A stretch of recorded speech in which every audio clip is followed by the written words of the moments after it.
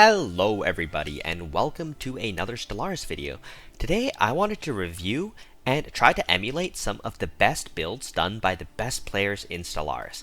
Take a look at this year 40 economy. 2.7 thousand alloys, 700 nav cap being maintained, a ridiculous amount of basic resources, and just an incredible alloy income, an incredible tech income, 2.6 thousand.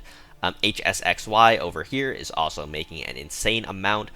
These great players, Paks, HSXY, are playing Shroud Forged, and there are a bunch of changes compared to the way I have played Shroud Forged in the past that have resulted in some of the most ridiculous pop numbers I have ever seen, and we're going to try to emulate this in our own games. Keep in mind, I am not as good of a player. I will probably not hit these numbers, and I'll probably have economic struggles too. Who is this making 12k tech, by the way? Naughty Knights player, I guess, is making 12,000 tech. No, that's not a Knights player. Who is this? Ultimate Masochism. Oh, this is Grogger. This is a virtual red giant build. We're gonna review some of these too because they're all just really fun and interesting builds. Obviously, the alloys are not really in the same stratosphere, but the tech is really good, right? So, yeah. Anyhow, I'm going to go ahead and show you guys the new build. So here it is. The Shroud Forge Constructobot Galvantic Retrofitting is kind of the new addition, and it gives a whole bunch of cool living metal based edicts that give various bonuses to our empire, allowing us to drop Rapid Replicator, and then these are our pops: Research Assistance, Adaptive Frames, Recycled, Bulky, Uncanny, and this will allow us to do a little pop trick, and we're playing on Savannah World. Any Arid class world is pretty good. Giving us access to more energy districts, and we're playing on standard multiplayer settings. My main hope for this video is just me showing you guys and trying to get kind of close to the numbers. What I've done is I've taken screenshots of various stages of the game played by Paks and put them into a Google Doc sheet, and we're going to be trying to keep up the numbers there. We're not going to do it, I'll tell you that much, even with this insane spawn with the 4 planets right away, we're still not going to do it. Yes, Paks is just that insane at the game.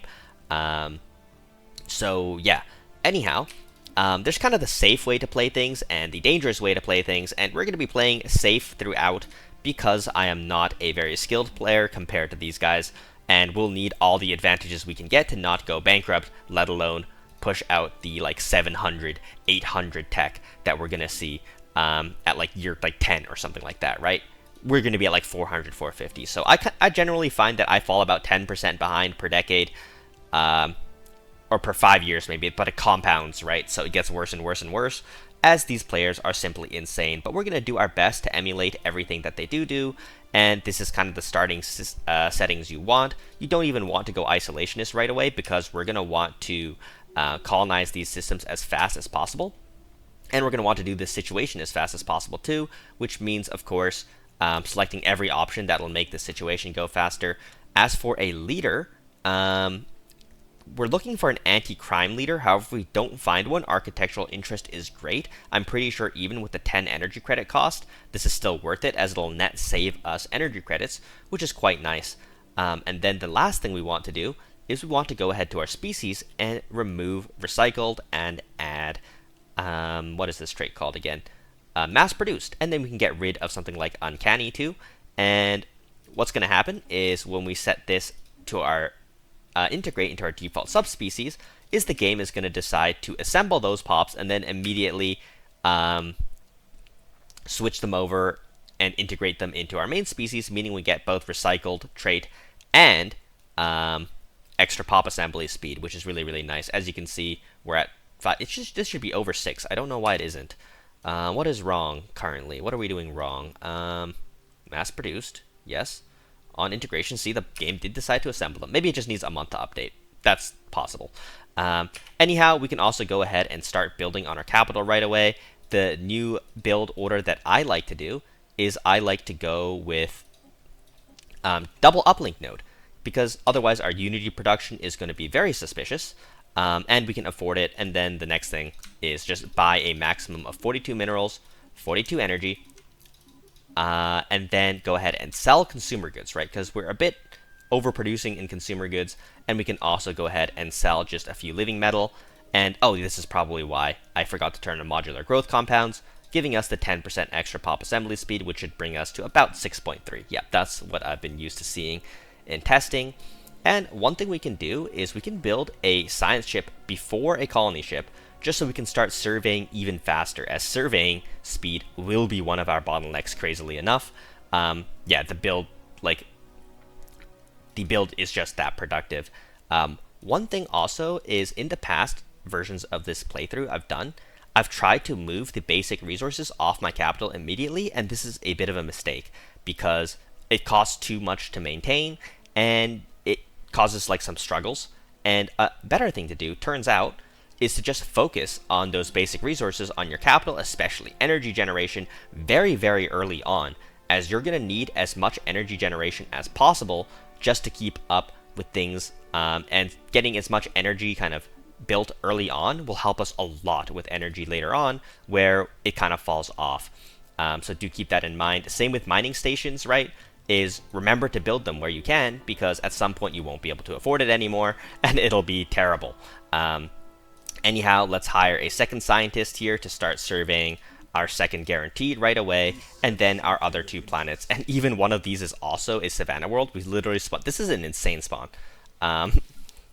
Very, very nice. So yeah, not all of the spawns are going to be this nice, but do keep in mind, this build has ridiculous influence gain, so even if your planets are far away, just forward settle them. Just survey them, and then go settle them right away by skipping forward and settling them, right? You don't really lose that much, and as you can see, thanks to our uplink node, we now produce a non-zero amount of unity, which is somewhat important, and that will let us hire this architectural interest leader, even though they have the decadent lifestyle trait.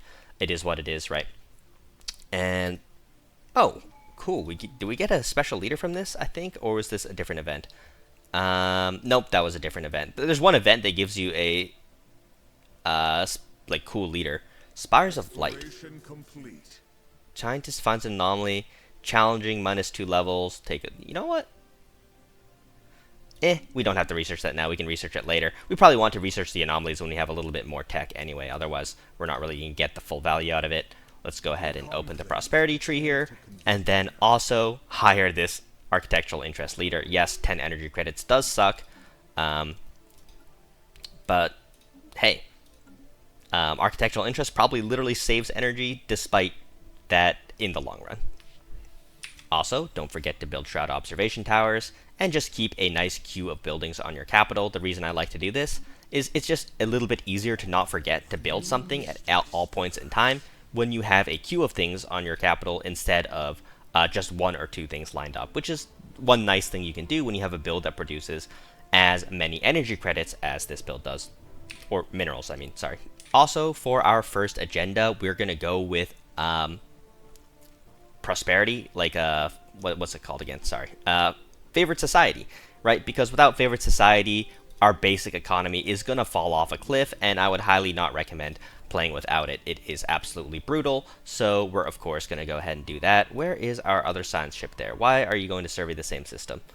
You can go survey this system, and then the other one can survey the other one, and then we can move out into the galaxy and see what lies beyond after that. If I was playing better, and I should be playing better, is we should be using our corvettes to explore space too, because in order to navigate the psionic tree we're going to get later on, the Shroud, we're going to have to make contacts and do Diplo deals in order to satisfy the Cradle of Souls, which is one of the covenants we're going to want, or not the covenants, sorry, the sanctums, right? By getting 600 attunement, you're going to get a sanctum building, which is something that we're going to want to find. So, yeah, we're going to go ahead and make sure we go out into the galaxy to try to make first contacts too.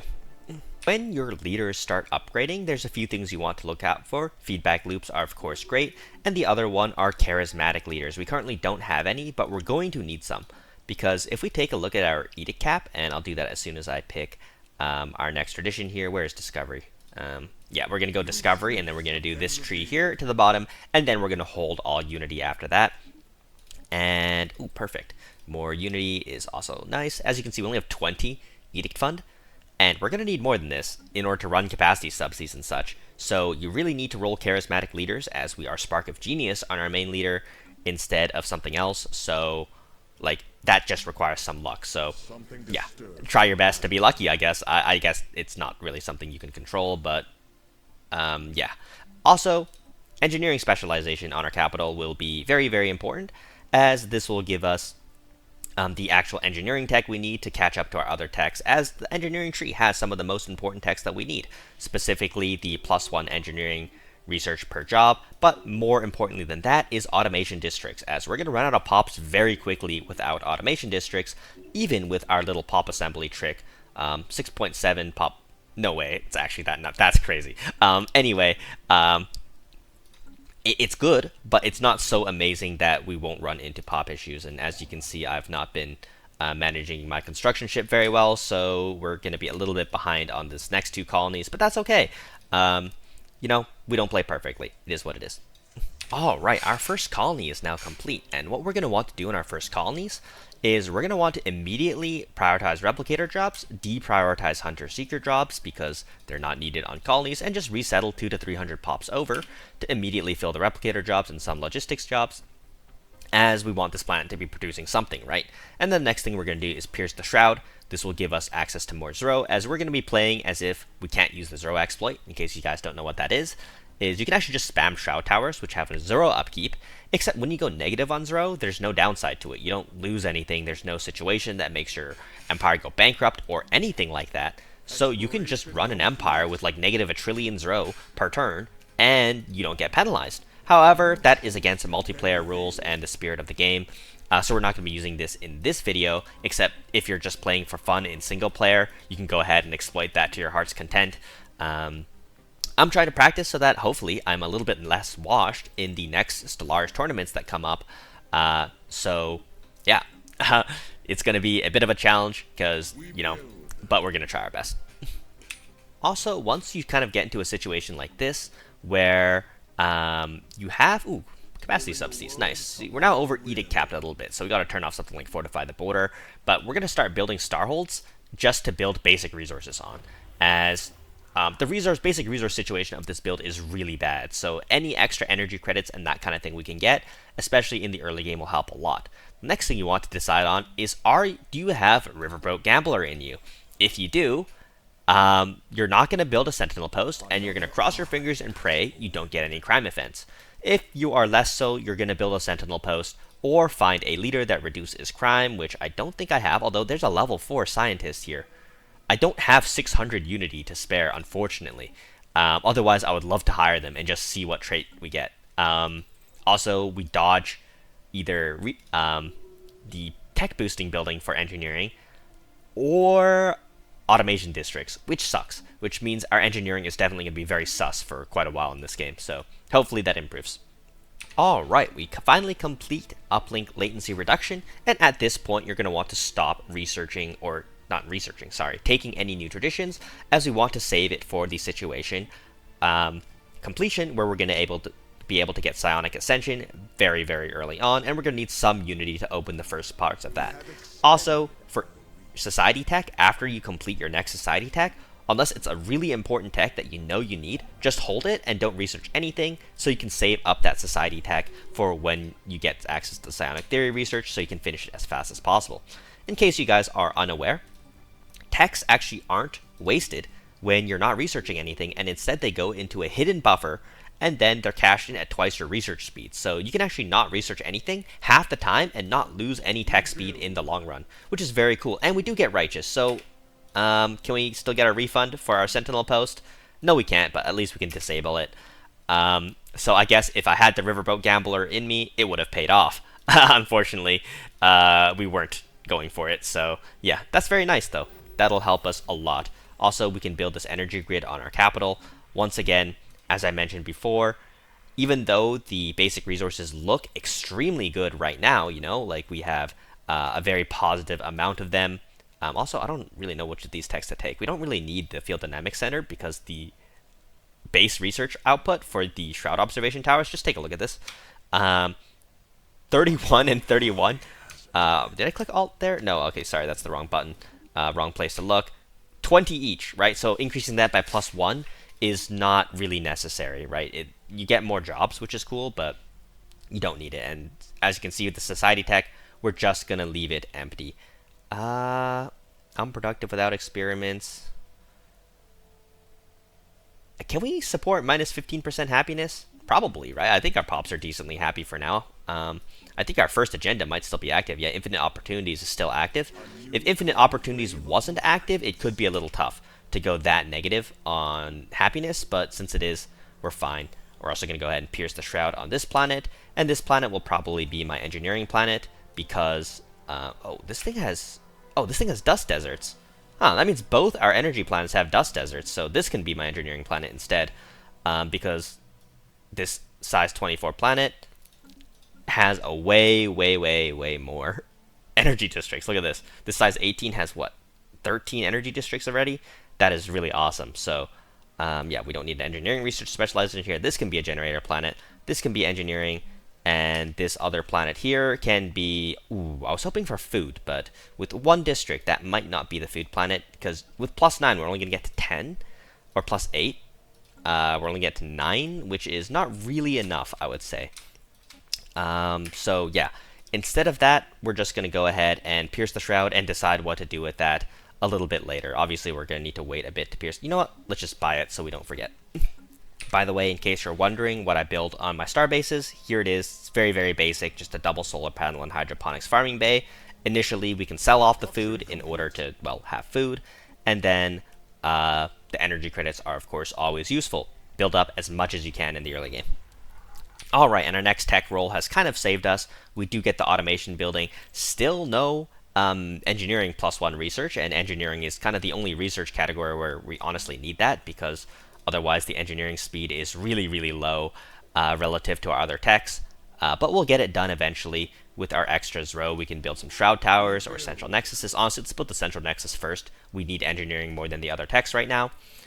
So even though this will produce a lower amount of tech for the time, a better specific kind of tech will be helpful for us. As you can see, we're already starting to depopulate jobs on our capital, meaning we really need those automation districts to come in and help us fill those spaces out. Another tip I have is for when you start to colonize planets that aren't of your base habitability type, a nice little trick you can do is just create a template for each one. So we're going to quickly do that. And then make sure you set the species rights to not integrate into the default subspecies, meaning you can start to collect some of a species with the correct habitability type for any new planets that you find. Also, we're going to go heavy on energy on this planet here, as we're going to need a lot of energy to support all the automation districts that we're going to build very, very soon. If we take a look at it, in 1 month, we're going to get automation districts, so we might as well wait for that on camera. As we're also about to finish the Find the Shroud Forged by the Shroud situation, which will give us a couple cool tech options. And the first one I like to do is research the guide, because this will give us more Zrow, and of course I don't want to be Zrow negative. And then we're going to also go ahead and research the Shroud Observatory after that. And we finally get Materials Workshop. Super, super late for Materials Workshop here, which is quite unlucky. But what we're going to do is we're just going to automate the districts. Starting with basic resources is a little safer, but you can even just automate the base jobs if you want. It's not a huge deal. We're also going to put a few miners down on some of these other planets.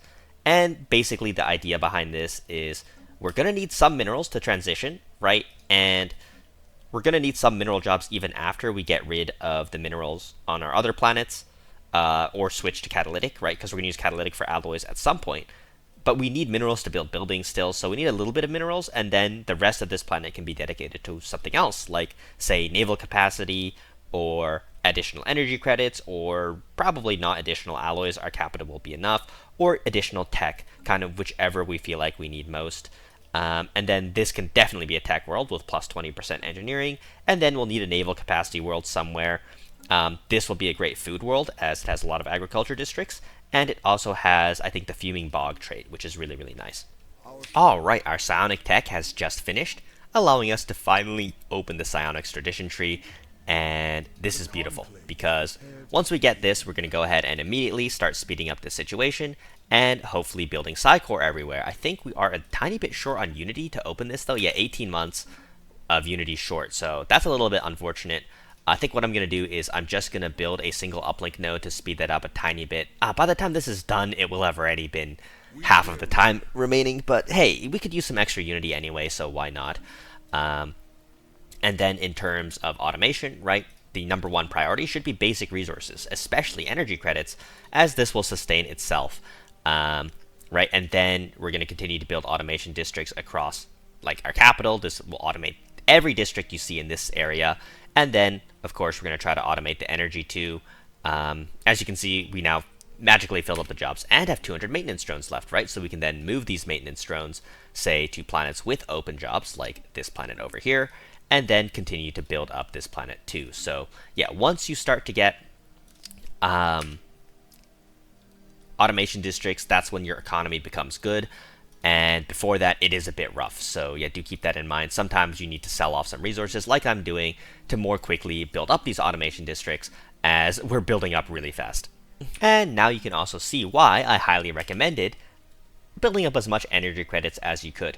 Now that we're getting the automation districts online and spamming them genuinely everywhere we can, we're negative like 80 energy, and we're going to be negative energy for some time, basically until we get our first energy planet like really up and running. Like, it's got a little bit of stuff on it now, but it still needs, you know, just more generator districts and that kind of thing, and our minerals aren't great at the same time. Like, we have some minerals, but we honestly just need more, right? So this is kind of the struggle with Shroud Forged in like this year 12 to like 15 to 20 range, is if you didn't manage your basic resources early on, you're going to be really struggling for basic resources now. So yeah, just make sure that you build up extra energy on your capital, get those two district upgrades going, and then by the time this rolls around and you turned on capacity subsidies as soon as you got it, and you research energy techs whenever you got the chance to, then you actually should have a pretty good amount of energy at this point. Like, what are we making? Also, Zeroni Legacy Chain. This is nice. Basically, every now and then, you'll get these planets in accessible positions, which is really, really nice, because that's just extra planets, right? And sometimes they're inaccessible, but luckily they're all accessible for me this time. All we have to do is survey this. You can explore the wormhole once you get wormhole tech. That usually leads you somewhere cool. And then also, in case you have a situation like this, you can also sneak through by using the passive stance on your ships in order to survey the planets and get access to more of those, because if I'm being real, the more planets you play with this build, the better it is. However, if you're anything like me, you don't like going as wide as you possibly can, so we're going to limit the amount of planets we have to like 10 or 11, as I think this would represent a above average but not insane amount of planets for you to run with. And now we're going to get these Psycores online, and this will also really, really step up our Unity production, which has been mediocre so far into the game. Alright, and this is honestly my least favorite part of Psionic Ascension, which is what we need to do now is we need to cater which way we're moving in the Shroud. And there are so many options, I'm not going to lie, I, to this day, do not know which way each option moves you in the Shroud. So what I would recommend doing is not playing in Iron Man mode and literally guessing and testing, right? And eventually you can figure out which things lead you in what direction, and this is just good practice, right? Blindly picking and then getting punished for it, I think won't lead you to learn as fast, because you're going to need to do it so many times. But what we want to do is, I personally like moving this direction in the Shroud, so to the bottom and to the right a little bit, because the cradle and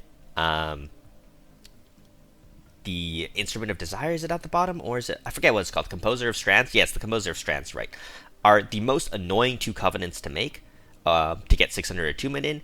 And then I like to go counterclockwise. You could also go clockwise if that's what you so desired, like if you started with Cradle or something like that. So we're going to try to move in that direction. So yeah, you sometimes can guess the options pretty well based on the way they sound, right? The Composer of Strands is like a little like environmentally focused, like somewhat peaceful, but not like that's not their main focus.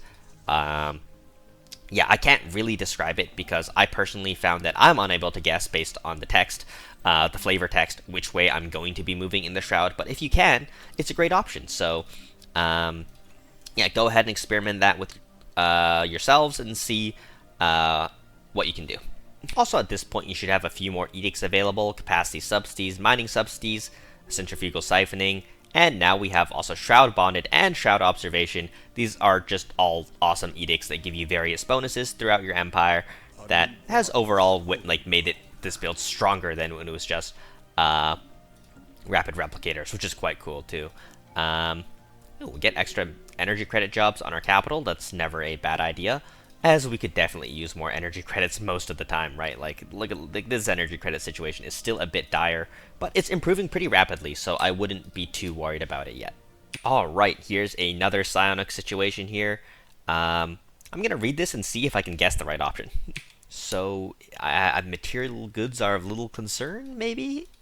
Nope, that's not really the right way I wanted to go. Let's go ahead and retry that. Alright, the middle option was what we were looking for. We moved farther down in the Shroud. Do keep in mind that I hope one day that this information reaches the wiki or some other source. If you guys know of any, I'd be really excited about that, because that would be extremely helpful when playing psionics in general. Also, as you can see, our energy credits have kind of stabilized now that our energy planet is looking a little bit better, a little bit more developed. Producing 165 energy here is decent. And we're kind of able to start like pushing out more and more tech at this point, which is awesome. I think I accidentally cut myself off there. In addition to that, like our mineral situation has kind of recovered, so things are starting to look up for us. And one thing we can even do is we can start upgrading the Shroud observation towers when we have this much Zro, as it'll increase the amount the observator drones use, but it'll produce even more tech, which is, of course, at the end of the day, what we're looking for. We still need more and more technology as the game goes on. Also, this colony needs some pops, so let's just move some over brute force style, and then we can start to develop it. Automation building first, probably. Have we pierced the Shroud here? No, we haven't, so we can just do that in the meantime. It's a good thing that you can just pierce the Shroud where you don't have anything else to do.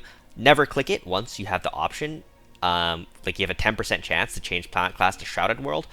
So after you pierce the Shroud once, don't pierce it again, because your planet might just disappear and you will be very sad. And I've definitely done that before by accident, and it was not fun. Another thing I'm doing across my empires, I'm just doing small optimizations every now and then, right? Like, now that we have Psi-Core everywhere, obviously no need for Hunter-Seeker drones, no need for as many fabricators as we have, and this will help us just manage our basic economy, which is pretty good right now, right? And we even have excess rows, so like these Shroud observatories should boost our tech numbers massively. And then on this planet, we're going to want to start building food. This will be a long-term food planet for our catalytic reprocessing.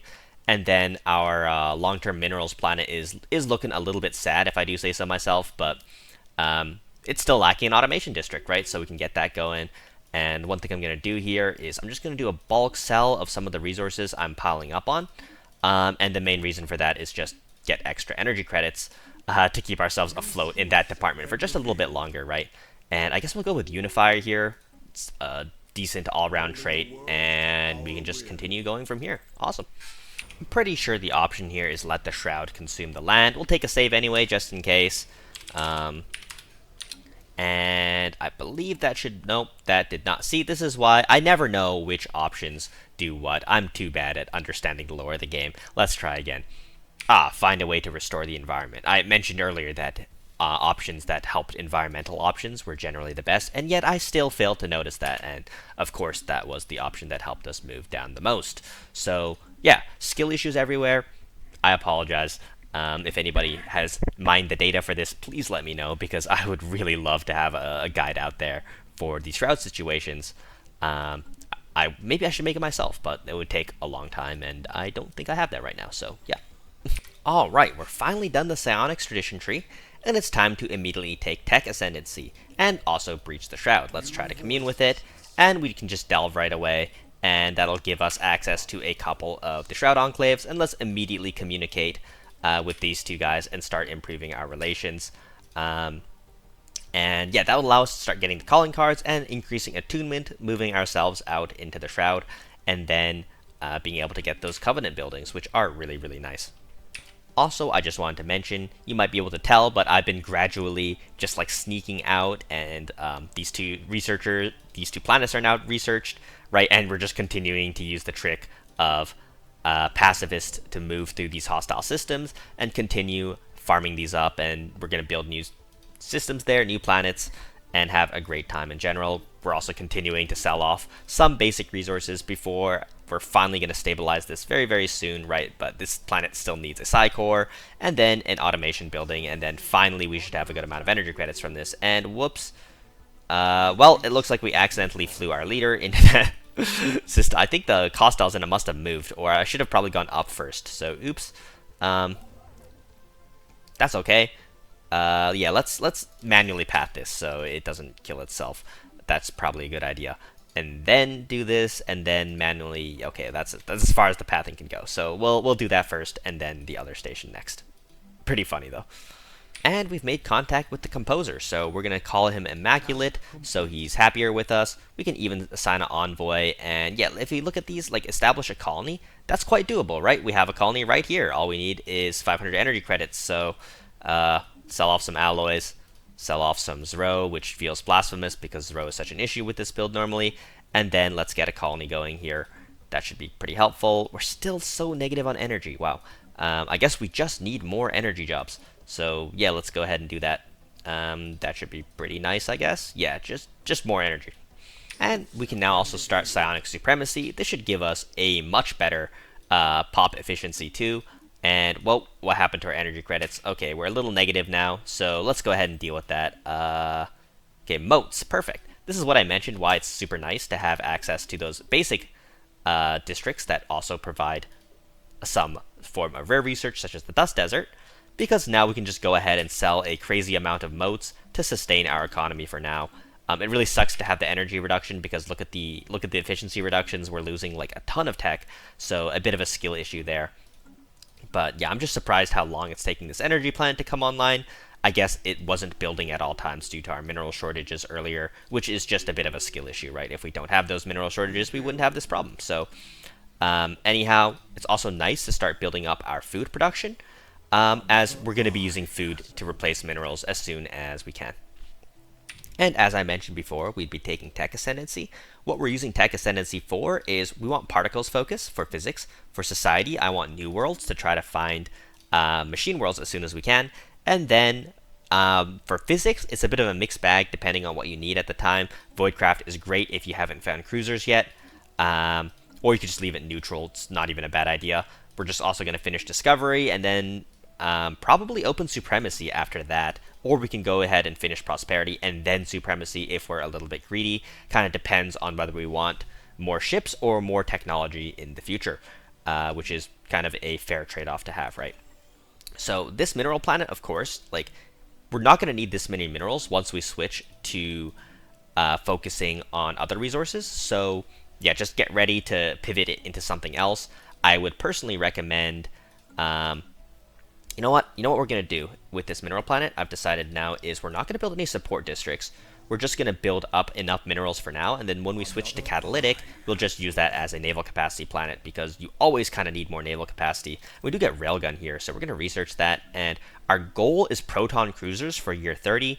I typically struggle to hit it. Once again, I am not the best player in the world, so a better player could probably more reliably hit the proton cruisers, which are super, super important for year 30 power.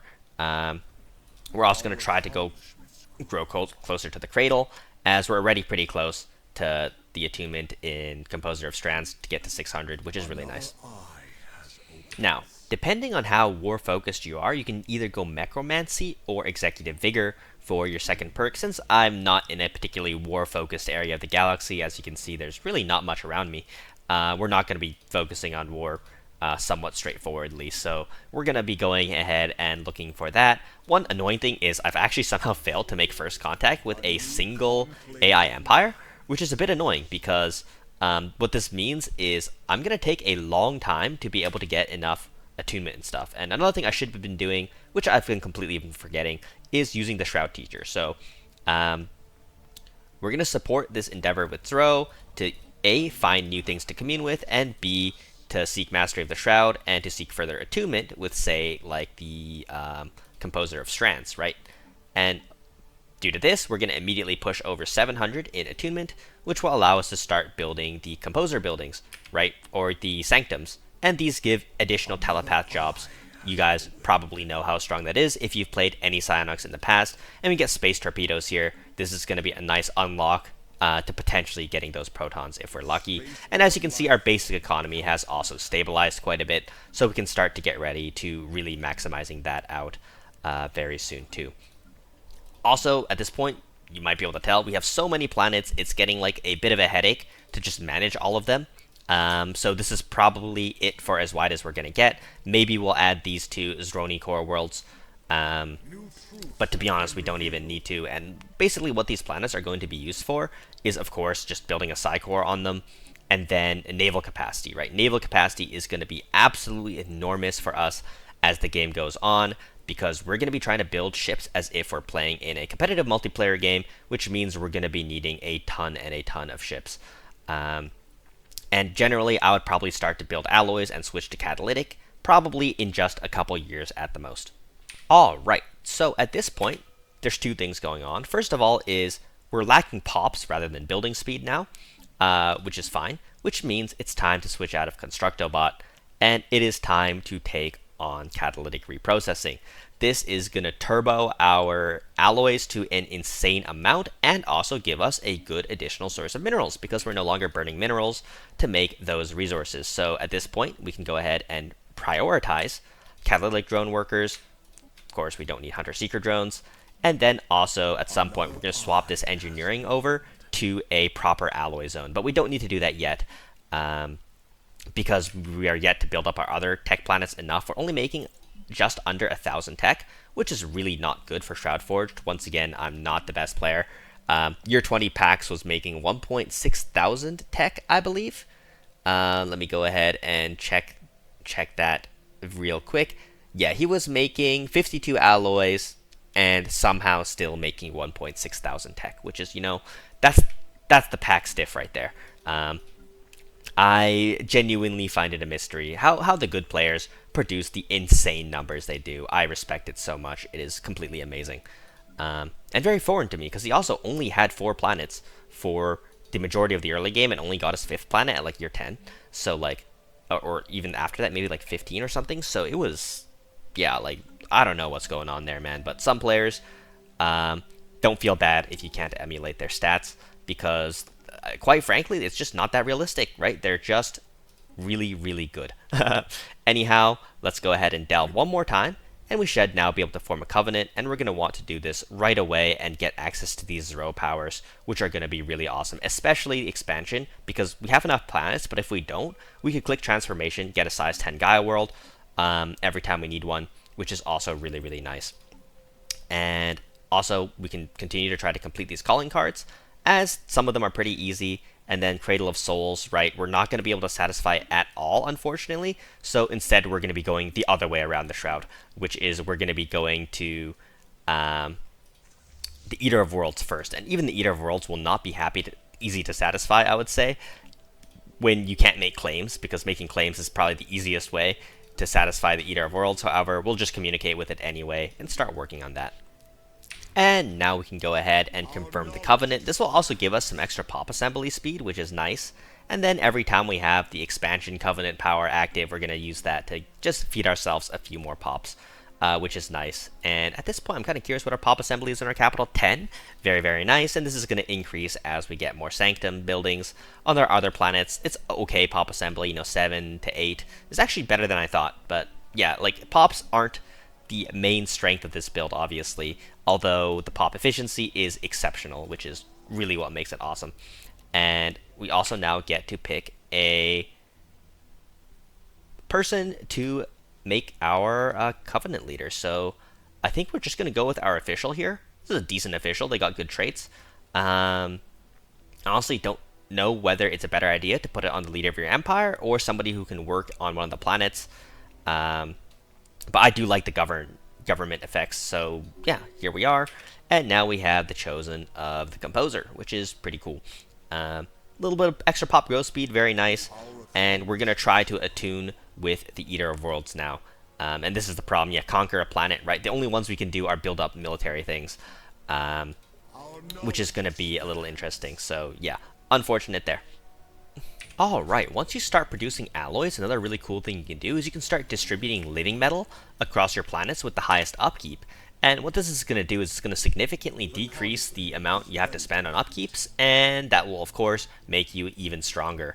Also, extra chance for Voidcraft. I think I need propulsion research more, to be honest. I need weapons tech, I need propulsion tech, and that will be great. Because we're going to need to start building ships very, very soon if we want to pretend like it's a real Year 30 game. So, yeah, start to build shipyards, start to build probably like 3 strongholds with upgraded star bases, just dedicated to ships. It'll be pretty important. And then also, we're kind of just pumping out as much tech planets as possible. We're probably going to go with 3 tech planets as a final amount and go very heavy on tech, as I am a tech enjoyer, as you know.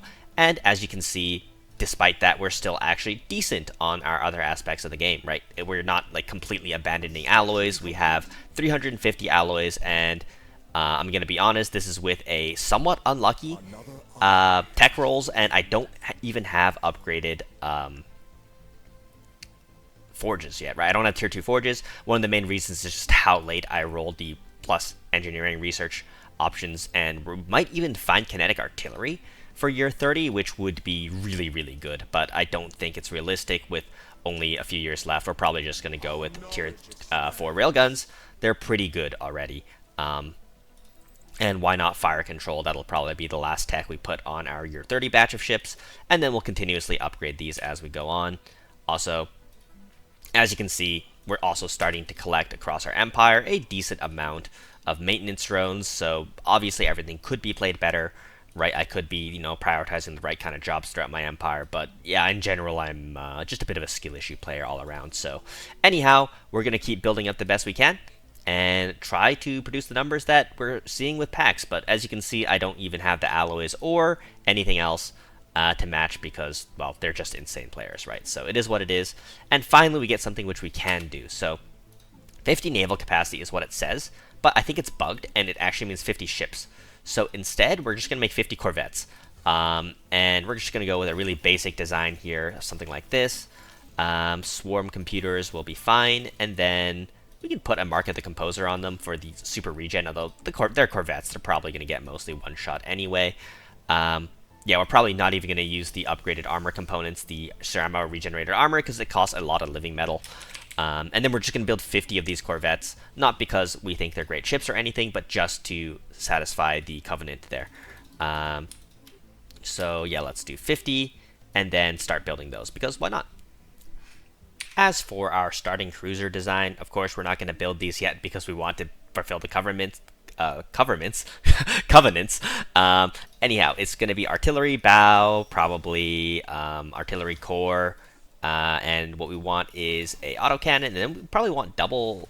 Can we get double small slot here? And surprisingly, autocannons are actually decent, I have heard, for dealing with smaller ship types, like maulers and that kind of thing. So we're just going to go something like this, and put on some of the regenerating armor too, because it's very cool, and enough deflectors, Mark of the Composer, and I think line computers is what people tell me helps beat smaller ships, maulers, corvette swarms, that kind of thing, which you're pretty likely to run into in the galaxy these days, and double afterburner for speed. These are not very fast ships due to chemical thrusters, which is a little embarrassing to have chemical thrusters at this state, but hopefully we can upgrade those soon. Our engineering tech speed is still decent, right? 400 is not the best for Shroud Forged, right? HSXY, I think at year 25, on a more tech-focused build path like this, had some ridiculous, like 2.5k tech or something like that, but if I'm being real, I really don't know the tricks that they're using to get to those numbers. Absolute insanity, and great players. So we're pretty happy to be like half of that, to be honest. I'm pretty happy. Like, it's still a very, very good build. And yeah, this is the problem with not having a first contact, is we can't do anything like conquer a planet to fulfill the next calling cards for our Shroud. So it's going to take a while to get up here, but that's okay. In the meantime, remember, every 10 years, you can talk to the Shroud teachers, which are somewhere. And then, also, we should get a teacher for them, right? Yeah. I should have gotten a teacher from them earlier, to be honest, but I don't think I had enough energy. And then we can seek Mastery of the Shroud, and just make sure we have these options going on cooldown, which is pretty nice. And then we can go ahead and assign this Shroud teacher to our capital. I'm not even sure if they're better than what we had. Refinery focused is really not what we want.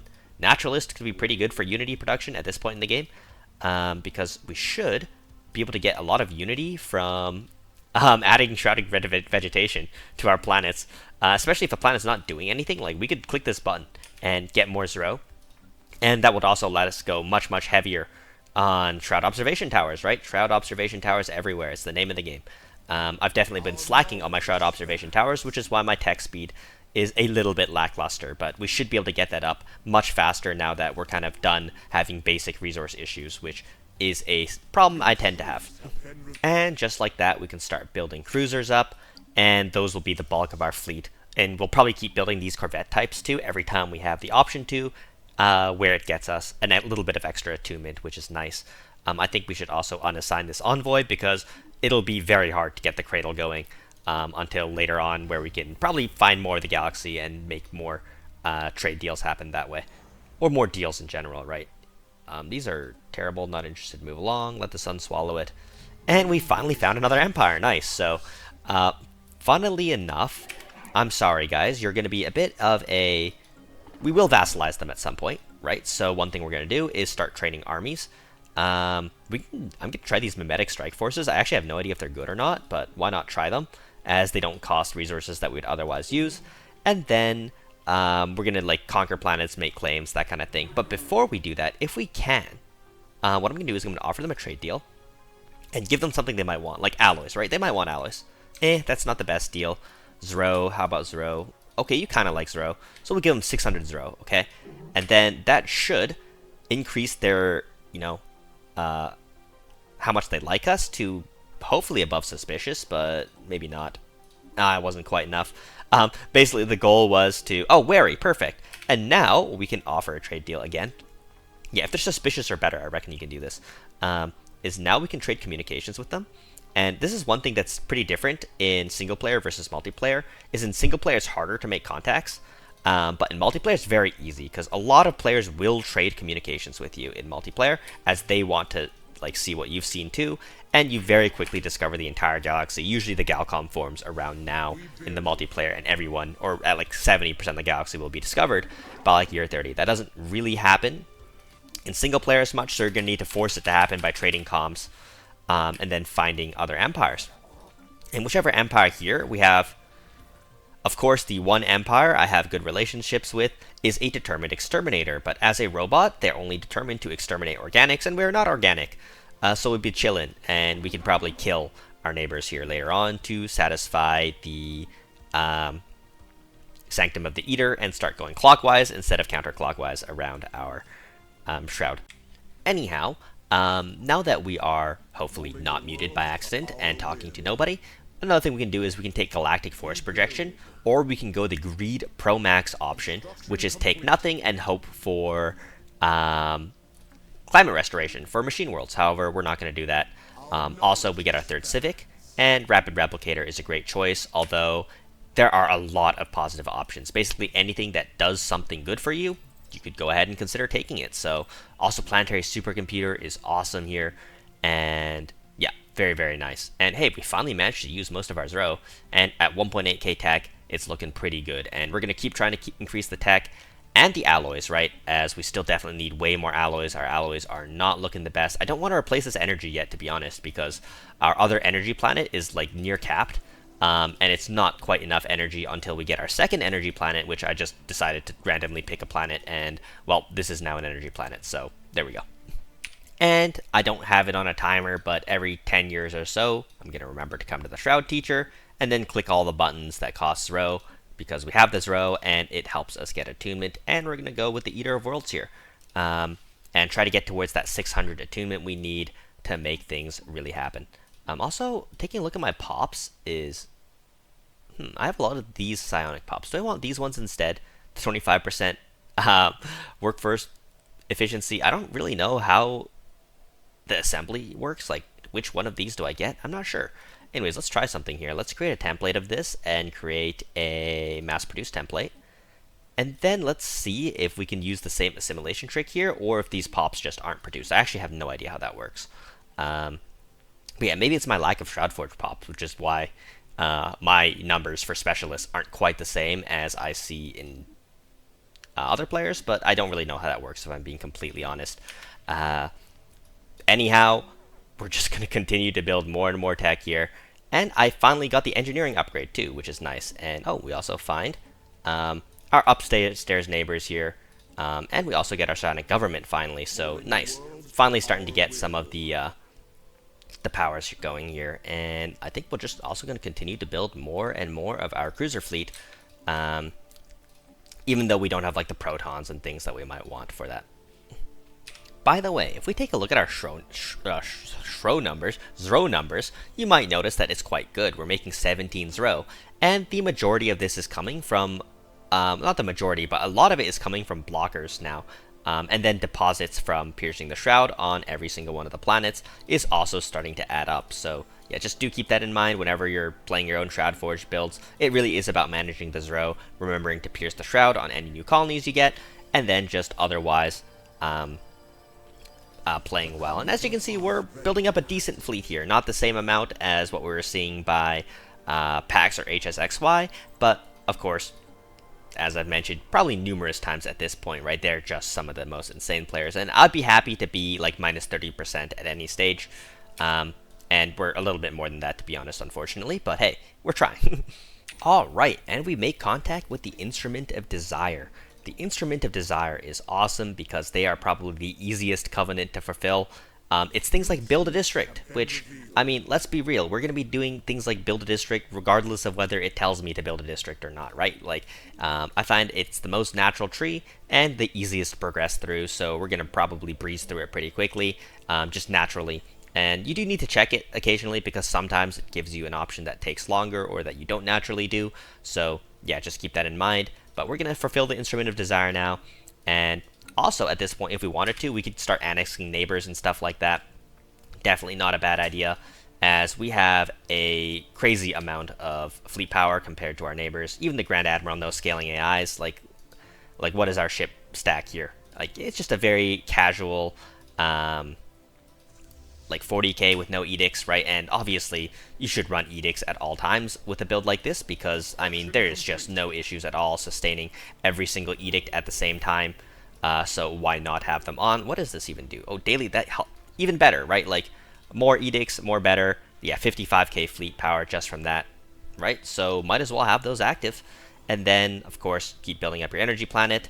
My mineral planet could definitely use some help here, but we don't even need the nav cap anymore, right? So we can just prioritize minerals, and there we go. Also, as you improve and as you make contact with more of the minor patrons, oops, I don't know why I accidentally just paused, but as you make contact with more of the minor patrons, right, we're going to keep getting more and more like benefits, right? Leader lifespans grow from telepaths, and just various benefits as we go through. We could make a size 10 Gaia world in our system if you want. Like, I'll just click the button to show you guys what it does, right? And then now somewhere there's a size 10 Gaia world. We could colonize this or just leave it be. I mean, we have so many planets. At this point, we really don't need more, but it's technically optimal to go as wide as possible, so do keep that in mind. And yeah, Calling of Ascension is one of the only ones that are a little bit annoying to fulfill, but we luckily have the things for that. And we can turn this to a Forge Capital even to get even more alloys. So we're only at 1,000 alloys or so, which obviously is not quite the same as other players, but year 35, 1,000 alloys, 2,500 tech, right? This is a no-joke build. You will wipe the floor with most other players with these kind of stats.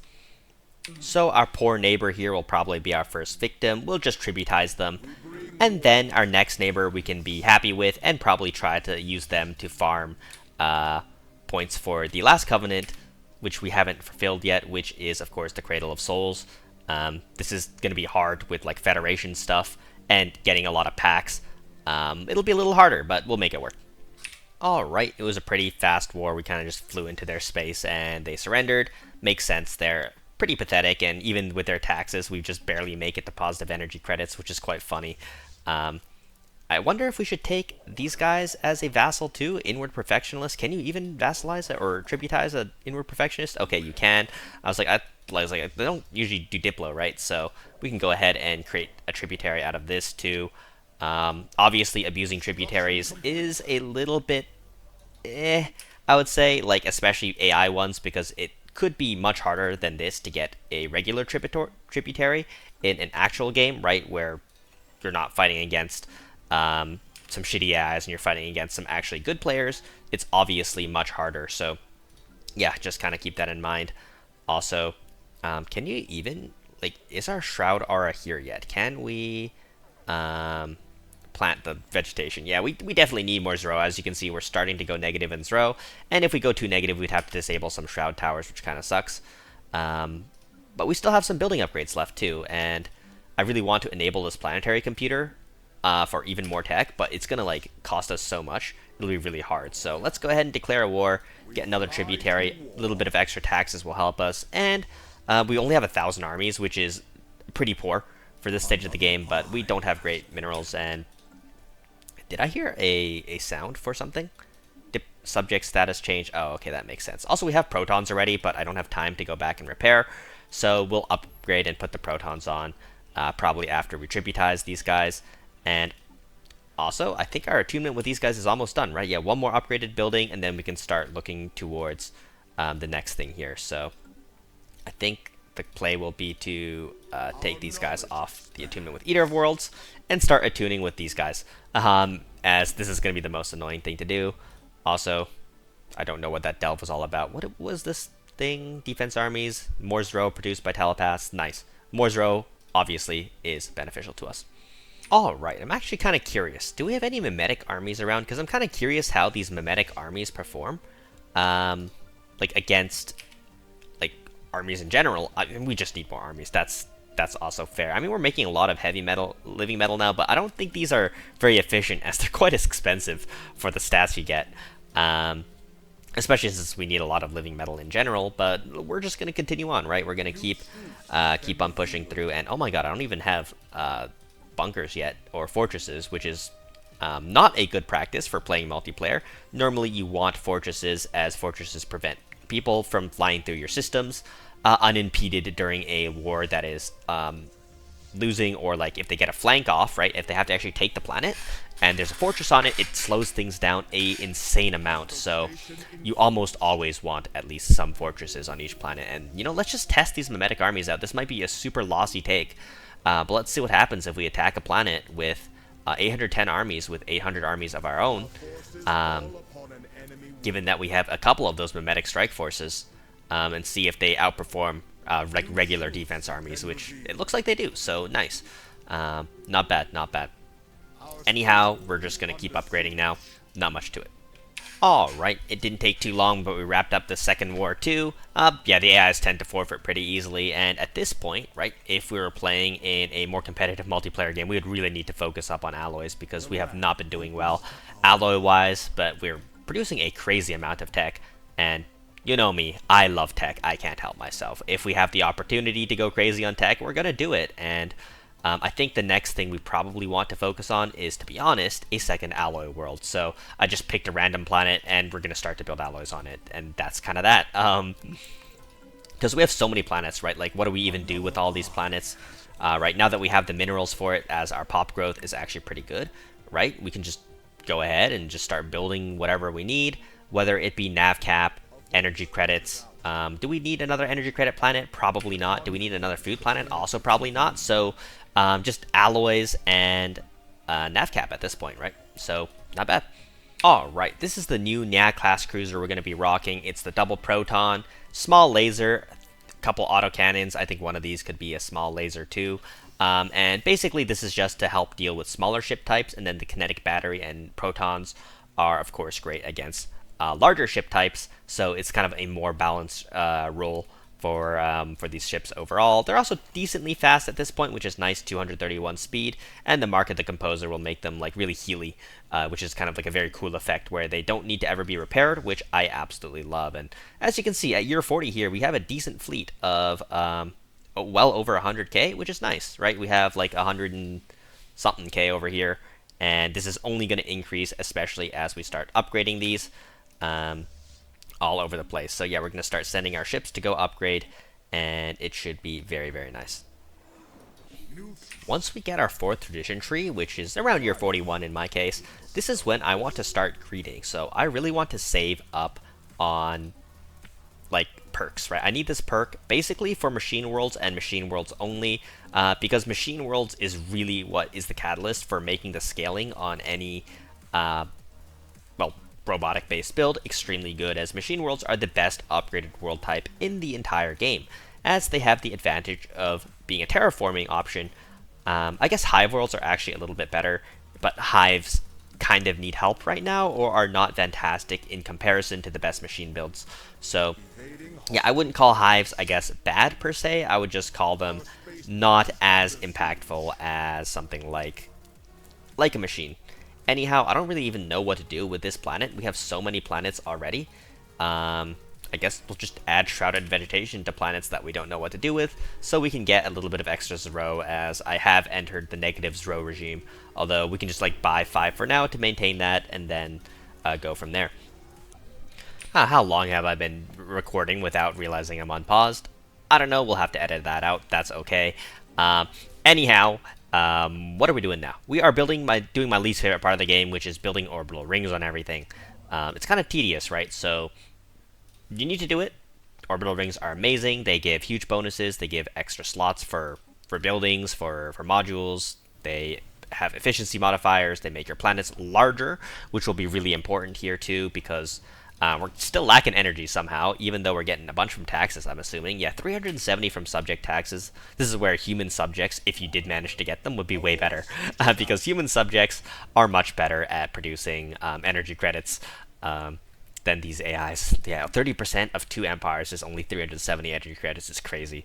I guess Grand Admiral AIs still need a buff, because that is not a great look. And another thing we can start to do is, if we're piling maintenance drones on a planet, somewhere, or like the kind of thing, we could just start disabling these automation districts to save some energy, because otherwise we're going to run into some big energy problems. And take a look at this, guys. Even though we're in an energy shortage, my tech is up to nearly 5k, 4.6 thousand tech now. Energy credits continue to be an issue somehow, some way. They find a way to be an issue. So we're building up our 3rd generator planet. Hopefully we won't need this many once we start to machine world some of these planets, right? So they get more vertical. But yeah, don't skimp on energy planets, guys. You need like less than 1 mineral planet, right? This is all the minerals we have, is these 900 drones. And then the rest is like 3 tech worlds, right? A fortress world or 2. You're going to need at least 1, but preferably 2, and then you can consolidate it to 1 later on once you get like machine worlds. And at this point, we're just trying to roll the machine worlds tech and just getting pretty unlucky with it. I'm pretty sure we've done enough tier 3s for what's it called, climate restoration. It's just a matter of time. Also, we're getting a geothermal storm, which is also eating some of our energy credits. I don't know if I can just not shield the pops and be fine, but it's okay. Like, we'll just struggle a bit and try to produce a little bit of extra energy, and that should be fine, right? And then in the meantime, right, we can just even continue like more and more tech. We have so much throw now. This is why I love forming a covenant with the composer, as getting these funny shrouded vegetation blockers everywhere. They, first of all, don't decrease districts, right? So they're actually a good thing. And then the second thing is they just produce throw, right? And we're now getting 26 throw from blockers, which is our entire excess, which we can then use to spam out shroud towers, which are the most efficient researcher job in the game, keeping our society and our physics at least hopefully somewhat close to our engineering. Especially society is a tech that we really need more of at this point in time. And I think we also have neutron launchers. Ooh, perfect. So it's time for a ship upgrade, right? We're going to want to put the neutrons on here. We have the kinetic battery already. I think we have better autocannons now too, and better lasers. I definitely could have had better armor by now too. I guess we probably have enough living metal for this to just use all of the special armor components, and then even upgraded line computers, a better ship speed, right? We're up to 260 speed on these cruisers, which is nice. We don't really have any external sources of speed. And one thing we are going to want to do, however, is we want to send the ships to like different stations to upgrade, or it really does take forever, which is a bit annoying because I don't think I have the service umbilicals on every one of these, as some of them have to be resource silos, which is fine. once we upgrade these one more tier, we'll be able to make sure all of those star bases have a surface umbilical too, to make sure we don't burn all our energy credits from our ships being off our homeworld, which is a funny thing to be stuck on, but somehow it is a problem.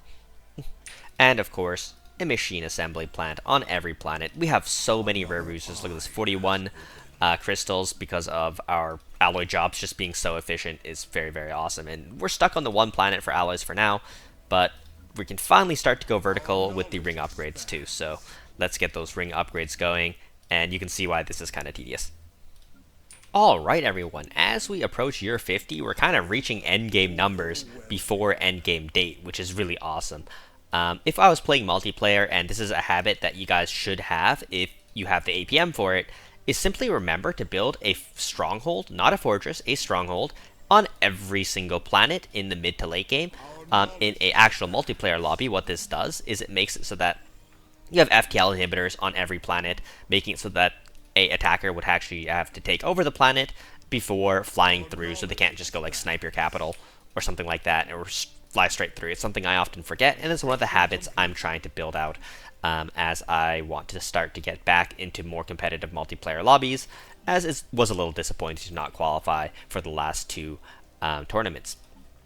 Anyhow, we're just building more and more cruisers now too. Cruisers are the multiplayer standard ship, as they have no significant weaknesses, and we're going to get some really nice ships with kinetic artilleries and all that kind of stuff. So yeah, these are going to be some really, really nice ships. Obviously, this is not the most upgraded. Ooh, we can get the funny kinetic artillery from galvanic retrofitting, and these things are ridiculous, right? 150% shield damage and 50% armor penetration is like a ridiculous stat line. I think these ships are a little insane, to be honest. Anyways, let's go ahead and make sure we have the absolute best combat computers in there and get another upgrade going. It feels like the last upgrade just finished, and yet we're clicking upgrade again because our tech level is now better. So yeah, let's go ahead and do that. Oh, we finally used up all our excess row, which is funny. So yeah, we might have to be more careful with our row usage very, very soon. For now, however, it's fortress time, right? On some of these planets, like this planet doesn't need a engineering research modifier, right? Stronghold. Stronghold is what we need. And by the way, somehow I keep dodging the tech that we need. I just have not found climate restoration. I don't know why. I think I have all the requisites. It's just a matter of time. Finally, here it is, year 53 climate restoration. It should be like 45, I would say. 40 would be a really good score, because we've been putting a lot into society tech, right? We have 2.3 thousand society tech, about the same as engineering and physics, right? So it's just a bit of a shame that it took this long to find, which is fine. And oh my god, we continue to struggle with using enough alloys too. Yeah, these ships are really, really expensive on living metals. So I think what I might need to do is I might need to turn off some of the regeneration pieces, and this way they're probably a little bit more affordable. And that way I can actually build them. So yeah, lacking 110 living metal. I have literally none. I guess as we're upgrading these cruisers, it's costing us a lot of living metal, which has caused us to overcap on alloys, which is why storages are good, right? That's why I have storages on most of my citadels and fortresses and such like that. However, it's obviously still not enough. We still need more. So I guess we'll just pump out a few citadels that will use some alloys. It's honestly hard to upgrade star bases at a rate fast enough to actually use 1.8 thousand alloys per month. So yeah, we're not going to be able to use all. I guess we'll just sell some, right? Just sell some alloys, as we need more energy to start these terraforming projects. Otherwise, we're not going to be able to. But once again, right, we have 2.2 thousand maintenance drones here. We can get rid of this automation building now, right? And that would honestly give us a decent amount of extra energy credits, so we can start building those up. And finally, with climate restoration also, let's go ahead and take what we need, which is machine worlds. Beautiful. Also, we could take necromancy if we want our large slots to do more damage, so we might as well. And now we should be absolutely ballin'. The rate of living metal usage is also disturbing. Holy. Also, I continue to struggle to move this way in the Shroud. It is definitely annoying, and it's why you want to get it done close to first. But luckily for you guys, if you are playing in multiplayer, it is a little bit easier to move in that direction in the Shroud. But I'm just going to make some embassies around for any empires which will accept, and then hopefully we'll get that done before the end of this episode. Hopefully. And honestly, the first planet I'm going to machine world is our energy planet. I hate dealing with energy issues, and this is also why I love machine worlds. You can build energy districts, or whatever you need, at the same time it's upgrading, which makes the upgrading process much less of a pain than a Cumulopoli, which sometimes make me sad, in the sense that you just have to like stay idle for so long. I don't know why I have a bunch of buildings destroyed. Must have been an event or something I wasn't paying attention to. Not a huge deal. Yeah, I don't know what to do with these alloys. I can't afford the living metal. Oh no, now I can afford the living metal. Looks like our upgrades are finished. Queue up some more cruisers. Alright, it always shocks me how fast things turn around whenever I'm playing Shroud Forge. Just like that, all of a sudden, I'm making 1.2 thousand energy credits. I honestly don't even know where it came from. It just all of a sudden, I went from like negative 100 to plus 1,000. Yeah, I guess it's just our nav cap is starting to catch up to our, or we're getting more, what's it called? Naval capacity, and that helped a little bit. And then in addition to that, we just have more energy planets coming online, and the energy planets we do have now all have ring world segments, I believe. This one apparently doesn't, but it'll get there soon enough. And then on the other hand, we're just building up so many planets now. Like these ones, they're all just waiting to become machine worlds, right? So with 1.3 thousand energy credits, we should be able to get them online one after another at this point, which is awesome. 8.2 thousand tech before a single machine world comes online. What a ridiculous build. Do be careful about machine worlding your tech planets, as you do lose the Shroud Towers, which will temporarily decrease your tech before you build up enough planets and jobs to get those back. So, yeah, consider machine worlding your Shroud Tower worlds last, as you want the advantage of, you know, the Shroud Towers as they disappear on a machine world, which is a bit unfortunate. However, you'll more than make up for it with just pure volume of tech. And as you can see here, just at like year 56 into the game, you've basically entered the, in my opinion, late game of Stellaris. The tradition tree is not the best strength of this build, right? The tradition tree still has quite a bit to go before it can really be considered truly finished. But basically everything else is endgame status, right? Our naval capacity is not true endgame yet, but obviously once these worlds finish building up, they will be. Also, obviously remember to turn on terraforming gases. Just that little bit of extra terraforming speed should help quite a bit. And yeah, we are having zero issues too. I don't know where those came from, to be honest. It's just there was no zero issues, and now there's zero issues. So if that happens, I guess you just have to, you know, start downgrading or disabling Shroud Towers until you can afford it again. Yeah, as you can see, the buildings on this planet were a big contributor, and we can also reduce that by using the living metal circulation strategy on all the planets that are using zero. And look at that, now we're plus 27. So I guess we overshot the mark a bit. And we didn't even lose that much tech, so not a huge deal. Alright, and with that, I think I'll end this episode here. Unfortunately, we won't complete the Shroud. It would just be a matter of refreshing these things until we get doable things that we can make packs with. Once again, this is easier in multiplayer, but even with just 3 quadrants of the Shroud filled out, you can already see how powerful this build is. Just an absolute ridiculous amount of alloys. With a machine world, this would probably be about an 8,000 alloys from a single planet, which is absolutely bonkers. Obviously, we're way over on consumer goods. The Zro takes some managing skills, right? You tend to be either way over or way under on Zro jobs. Basically, society researchers use quite a bit of Zro to upkeep, but you want society to find machine worlds. After you do that, you can probably divest, and I would go like engineering and or physics kind of. And for some other closing notes, your food world is one of the few worlds you obviously can't machine world. You will lose your source of food. But ultra late game, like, you have trouble even just putting out enough anything, right? Naval capacity, like living metal, all the above, you know. It's just a matter of build speed once again. So there's a lot of different options. You can go back to Constructobot after you have Rapid Replicator for a while. Or you could keep Rapid Replicator, because once you have Machine Worlds, you'll have extra space. There are so many options, and just with the build this strong in general, at this point in the game, I would consider you to have one, right? Like, look at this economy. It's completely ridiculous. Yeah, not much more to say about that. This is definitely way better than the runs I've had in the past. These are year 80 numbers at year 60, which is a huge difference whilst maintaining a relatively competitive multiplayer fleet. Um, Obviously, other builds can have around 500,000 at this time too, if not more. However, um, like the tech scaling and that kind of thing, there will be other sacrifices that have to be made compared to most other builds. Like a virtual build will be able to get 8,000 tech at this stage, but they would have 50% less alloys, that kind of thing. Anyways, hopefully you guys enjoyed, and I'll see you guys next time. Peace.